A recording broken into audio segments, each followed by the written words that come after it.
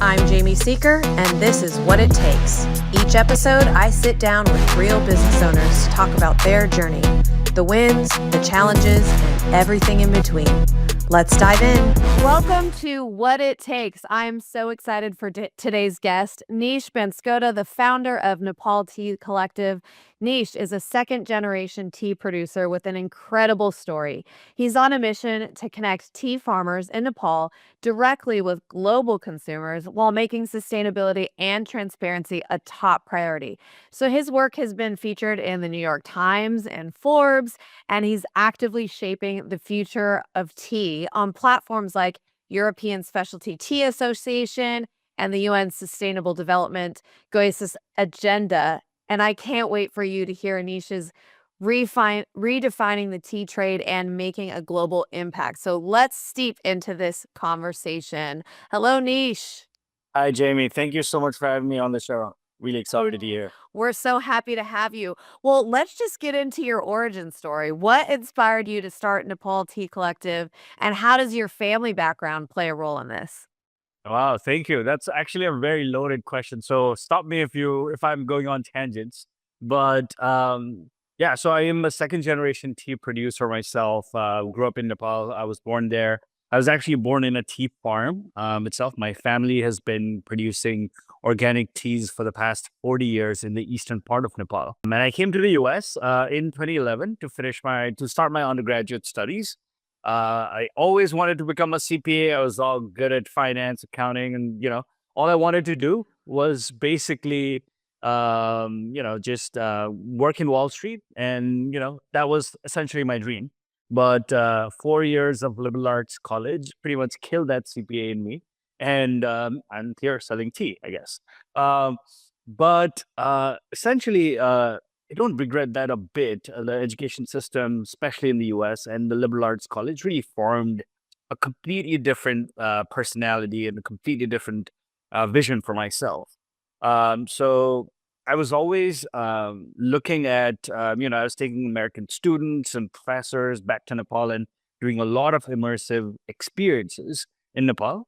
And that really allowed me to come close to, some of the most rural parts of Nepal and uh, what uh, what people were doing there and what was happening in those areas. That really opened my eyes in terms of, hey, I really want to do something that really has some form of social impact, and that is what I was seeking until my graduation. Um, and I graduated in 2015. That was also the time when the biggest earthquake hit Nepal, and I just thought I'd go back and just help out.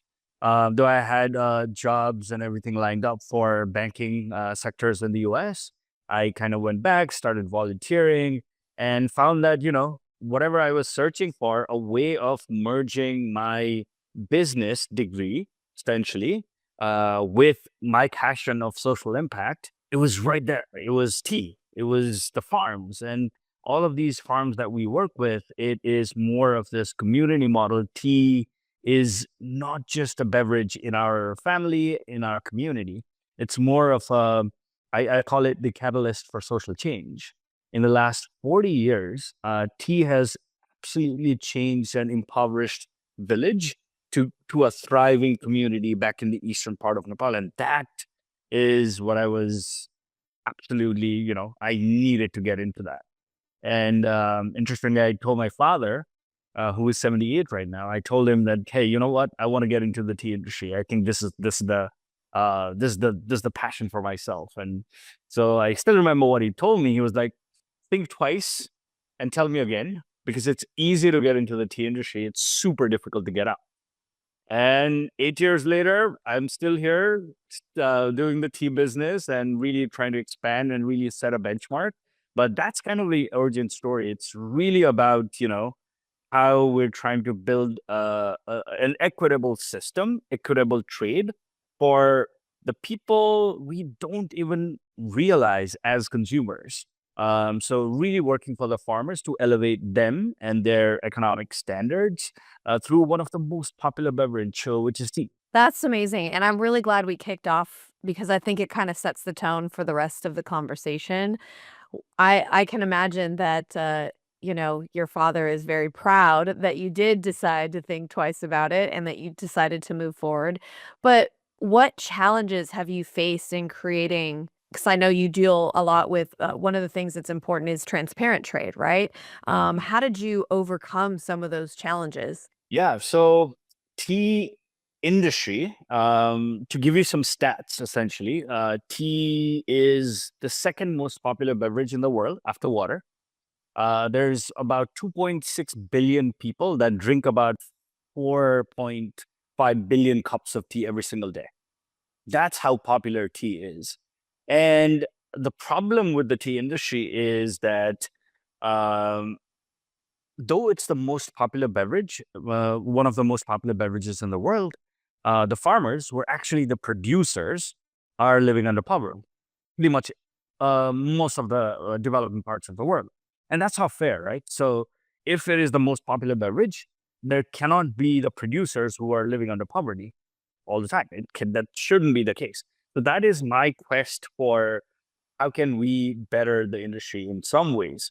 So that was my question, and the answer that I kind of the way started to find answers was tea industry has not been innovated in the last 200 years. It's the same exact kind of trade where there's multiple different middlemen. A lot of them are unwarranted middlemen in the supply chain who add little to no value, and that is where all of the profits are. And that is not necessarily redistributed to the farmers in the most meaningful way. And that's what I wanted to change. So what we did to overcome that is, again, we are tiny, tiny, tiny, tiny players in whatever we're trying to do. But again, we really want to set a benchmark and a standard towards traceability and transparency.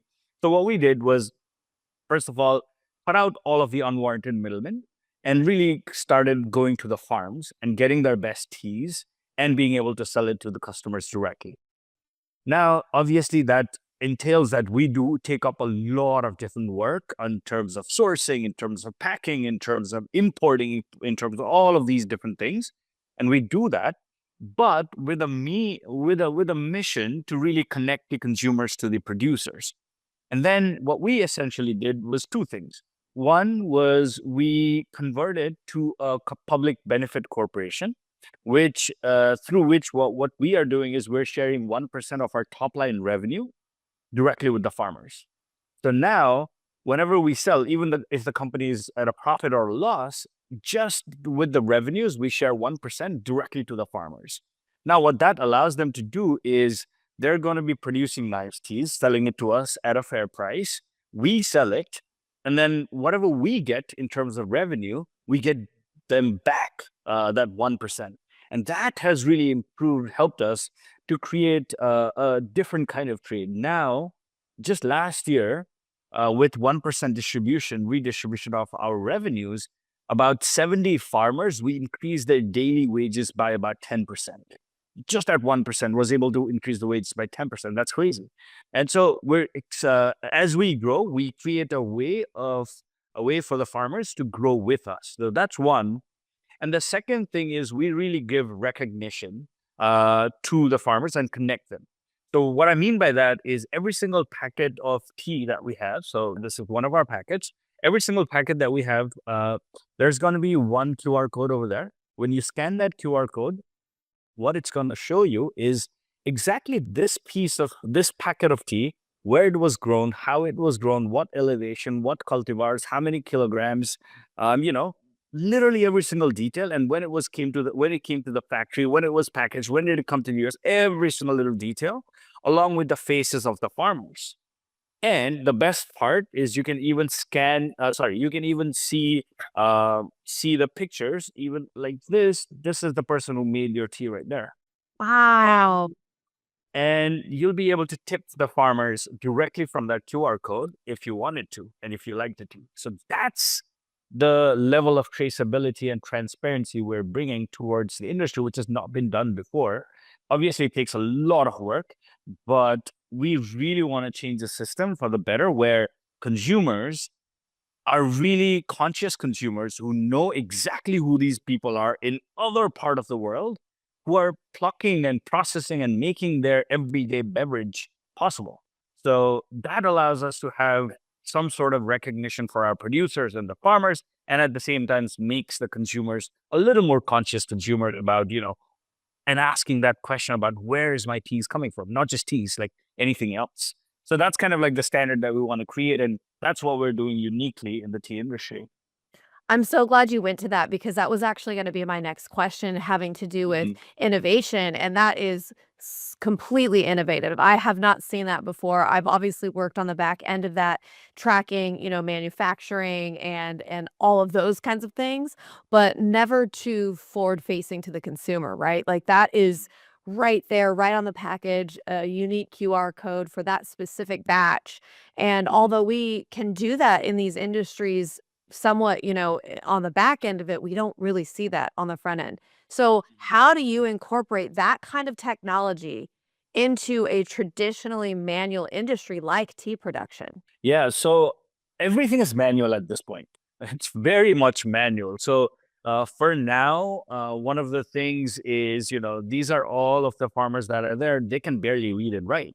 So everything is happening through our team members who are on the ground and who are actually creating all of these stories and documenting all of those data points and everything, and the pictures and everything, and then kind of setting that off to our own website and all of that. So essentially, right now, you have to trust us, right? This is the system, this is what we're doing, but we're showing every single thing that we've got. And so that is kind of like the transparent and traceable thing that we are looking at. Future down the line, what we're brainstorming and working with some of the tech industries is integrating blockchain ledger system, where we will be able to kind of create an immutable records from the ground up to when the consumer receives it. While it sounds fancy and it's, oh, blockchain everywhere and all of that stuff, it is great. What we believe is that technology itself has gotten cost us so much money that rather than spending that on that, we would rather do it manually for now and redistribute the wealth and the income to the farmers who mostly need it. And eventually, if we have funding or grants and anything for that to integrate blockchain ledger system in our portfolio and kind of on our packaging, we'll do it. But for now, you just have to trust us that we're revealing all of these things. Here you go. See it, come to our farm. And interestingly, we take people and consumers to our farm as well to really give them a taste of, what it's like to actually pluck and make your own teas. So we do something called immersive tea tours every single year. We've been taking almost for the past 3 years, we've been taking almost 25 to 30 people each year, and we create an itinerary where they're immersing into the culture and everything of the country, but at the same time they're going back to the farms, they're plucking teas with my farmers, they're processing the teas with my farmers, and doing everything and making their own batch of tea, and they can take that home. So that kind of immersive experience is what we're giving. So we're like an open book. So you can come to the farm, see what we've got, make your own teas, and see, just respect the beverage and the producers to a degree and connect with them. So that's the ethos right now. That is so cool. I would absolutely do a trip like that. We've done wine tours, last year, it was this year, this summer, we went with my family to France and did a whole wine tour, all the Exactly. different vineyards. We learned all the different things. So as I'm hearing you say that, the really cool thing that we got to see was the culture, the lifestyle, the country. It was beautiful. I had never thought, people think of France and they think of Paris, which it's definitely one side of it, right? But there's a whole big country out there that you just don't really think about. And I think that's the same type of thing here. I think people would absolutely be interested in it. And especially like the stats that you were giving before, billions of people are, this is a very highly consumable drink, and so to make Absolutely. this a cultural experience as well is awesome. So I'm sure that you've Mhm. had to learn so much in this process, and I love the things that you're bringing to the table in the last 8 years. I think a lot of that has to do with the new life, right? Like you had this tradition and culture that you were born into and raised with, but then, like you said, you had your own experience of liberal arts and just kind of seeing the world. I was relating to, I was like, "Oh my gosh, me too." My major was in accounting, and I was like, I want to, be in numbers like that. And then going to college and that whole experience kind of changed me. I had a counselor that was like, "Actually, I think you should back up and not be so uh, specific in your degree, maybe Mhm. back up a little bit and do business." And I'm so glad that she did that because then I got exposed to marketing and other things. So, Mhm. all that to say, there's so much to learn when you experience different things and you go different places and you see more, the more you see. So, what has been the most surprising or humbling lesson, even in your Mhm. entrepreneurial journey? When I think about the entire journey, one thing that really, really stands out, and especially so now, is I started this business right after college, one person company for 5 years. So until COVID, uh, I was just a one person company doing literally everything. But the way I've seen growth right after pandemic and the way we've grown with so many different things, one thing that is super humbling is while working for the farmers and their equity and their economic stability and all of that, that was always the core mission. One thing that has been added now is the team we've formed. We have more than 40 people, young Gen Zs, working on the tea industry, and they're the ones who's running the company. Essentially, everything happens from Nepal, and we're just three team members here. All the others are back in Nepal. These are all 20, 23-year olds running the entire company in the US. So that to be able to create that platform and to be able to interestingly stay in the US and have best of both worlds in a way, living in the US, in here, and being able to create a viable business model back home, and also being able to promote a platform that empowers all of these 40 young people to aspire to do something better and something big, and not necessarily in the traditional business sense, but with an ethos of um, you know, a social enterprise, a social impact model, that feels super humbling. It's just how we've grown from just one person company to now more than 40 people. Uh, that's beyond what I could have imagined, and it's just super humbling. I still remember, just I feel like it's just yesterday that I was, getting just about 600 pounds of tea, which was my first shipment in 2016, getting that 600 pounds of tea and trying to frantically sell that tea to whoever would buy it.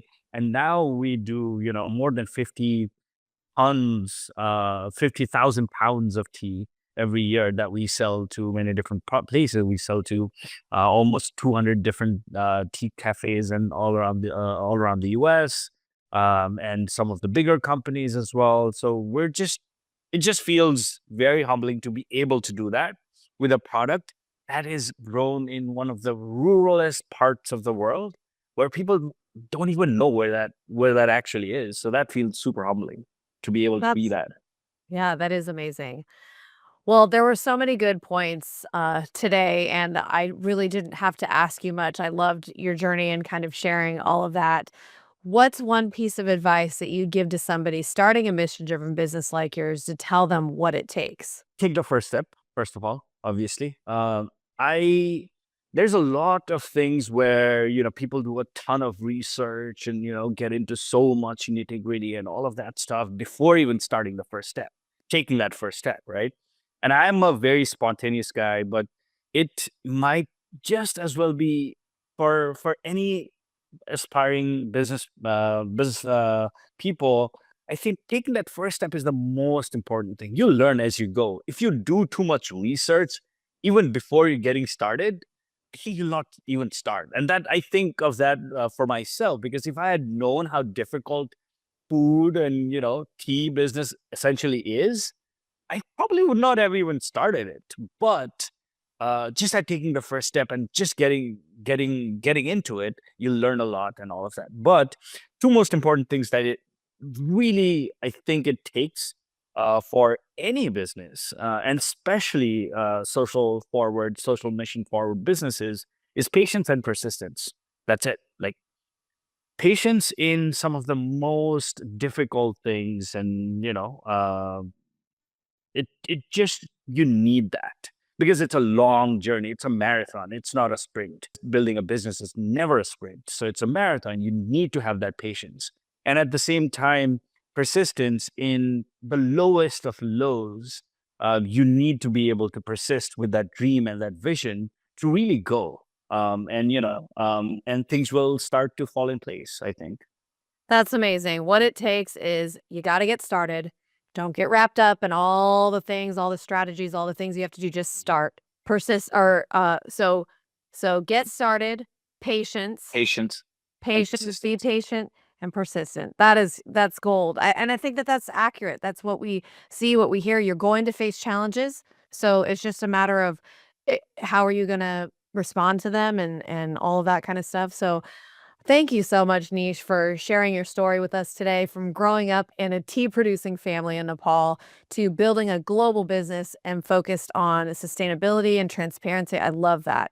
Your journey is nothing short of inspiring. If you want to learn more about Nish and the Nepal Tea Collective, where can we find you? Or if people are looking, where can they reach out to you?